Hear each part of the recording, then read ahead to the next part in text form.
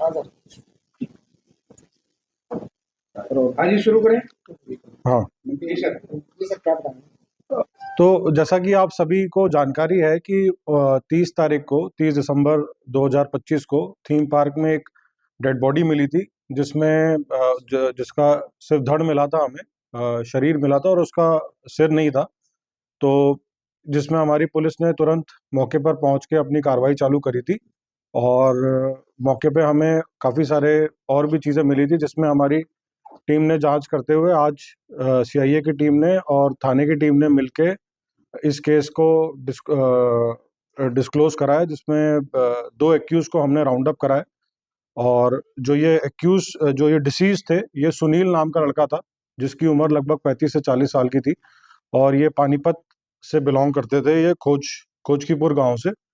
और इसका हमें जब हमारी टीम मौके पर पहुंची थी तो उन्होंने जब इन्वेस्टिगेशन चालू करी थी तो इसका ये भी पता चला था कि राइट लेग जो इसका था वो नकली था।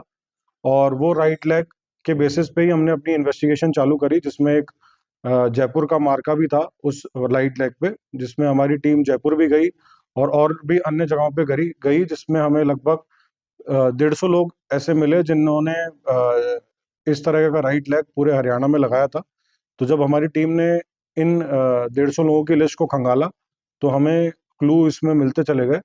उसके बाद जैसा कि आपको पता है कि 13 तारीख को भी यहाँ पे सनित सरोवर में एक सर मिला था, जो अगेन जब हमारी इन्वेस्टिगेशन हुई, इसकी आइडेंटिफिकेशन हुई तो पता चला कि ये दोनों चीज़ एक ही पहलू से जुड़ी हुई थी। और इसमें जो मोटिव सामने आया है वो यही आया कि जो दो एक्यूज हमने पकड़े हैं, एक तो मोहित और एक मंजीत। तो मोहित जो लड़का है वो भी पानीपत का ही है, खोजकीपुर गांव का ही है, जिसने ये पूरा षड्यंत्र रचा था। और जो मोहित है उसका कहीं ना कहीं ये चीज़ सामने आई है कि दो कारण बताए गए हैं रंजिश के। एक तो ये था कि मोहित का इसकी जो डिसीज्ड है सुनील, उसकी वाइफ के साथ कहीं ना कहीं इलिसिट रिलेशनशिप में था वो, जिस कारण से उसने इस वारदात को अंजाम दिया। और दूसरा ये था कि मोहित जो है वो सुनील की बाइक चलाता था और सुनील ने ये बाइक अपने नाम से ली हुई थी और वो कहीं ना कहीं सुनील जो था वो दारू पीने का काफ़ी ज़्यादा आदी था। तो वो इससे कहीं ना कहीं अपने दारू के सेवन के लिए मोहित को बार बार परेशान भी करता था कि मैं तेरे से कभी इससे 100 रुपये ले लिए, कभी 200 रुपये ले लिए, कि वरना ये मैं तेरे से बाइक ले लूंगा। तो इस चीज़ों से तंग आके मोहित ने ये पूरा प्लान रचा और इसने मंजीत को और मंजीत के भाई अंकुश को इस प्लान में शामिल किया। और 25 दिसंबर को इन्होंने अपनी प्लानिंग चालू करी और 29 तारीख को ये लोग कुरुक्षेत्र में आए और इन्होंने सही मौका देख के, जहाँ पे थोड़ा सा अंधेरा था थीम पार्क में, उस मौके को चुना और इसको वहीं इसका कत्ल किया इन लोगों ने। सर किस चीज में आए थे, गाड़ी में आए थे, किस चीज में? ये ट्रेन में आए थे, जो तीनों चारों बंदे थे ये सारे ट्रेन में आए थे। मरने वाले का परिवार वालों को कोई पता नहीं चला था जी अब तक। तो क्या था, उन्होंने कोई शिकायत दी थी, कोई लापता की नहीं? देखिए, जब तक ये गायब था, ये गायब 29 तारीख से था, लेकिन जो शिकायत करता है, जो इसके परिवार वालों हैं, उन्होंने शिकायत पानीपत में 4 तारीख को दी थी। तो लगभग 3 से 4 दिन के अंतराल के बाद उन्होंने ये शिकायत दी थी। और उसके बाद जैसे ही फिर यहाँ पे सर मिला इसका, और उसके बाद हमारी टीम ने भी, जो हमें जयपुर से डेटा मिला था ऐसे 150 विकलांगों का, उस पर जब हमने काम किया तब जाके बॉडी की शिनाख्त सर हुई। ये पता लगा जो मृतक है क्रिमिनल टाइप का था, क्या इस तरह की सच्चा है?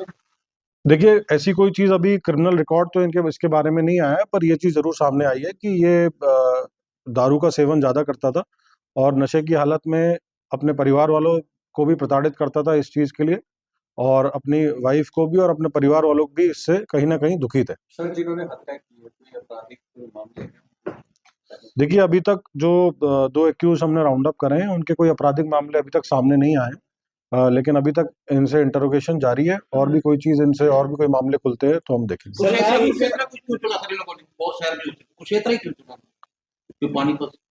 देखिए, उसका कोई ऐसा विशेष कारण नहीं है कुरुक्षेत्र ही चुनने का। बेसिकली इनको ये था कि पहले इनकी प्लानिंग थी करनाल में, फिर उसके बाद थोड़ा सा ये लोग और आगे की तरफ आए, कुरुक्षेत्र में इन्होंने ये वारदात को अंजाम दिया।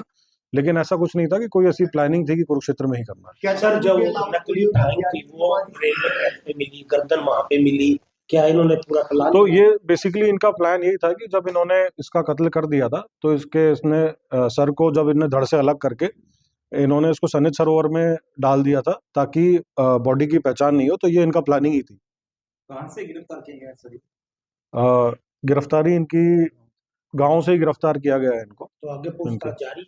अभी इनसे पूछताछ और जारी है, और कोई भी चीज इसमें सामने आती है और किसी की भी संलिप्तता सामने आती है तो उसको भी हम पूरे पहलू को सर देखेंगे। थीम पार्क में इन्होंने कोई शराब का सेवन किया था, कैसे पहुंचे वहां तक? वहां थीम पार्क देखिए, ये इन्होंने बेसिकली पहले ये चारों व्यक्ति एक साथ एक होटल में गए थे। उस होटल में इन्होंने अपना खाना पीना करा, उसके बाद ये टहलते टहलते लगभग 1 घंटे वहां पे घूमते रहे, उसके बाद ये थीम पार्क में आए थे। सर क्या उस चाकू के अलावा कोई और हथियार भी प्रयोग किया गया?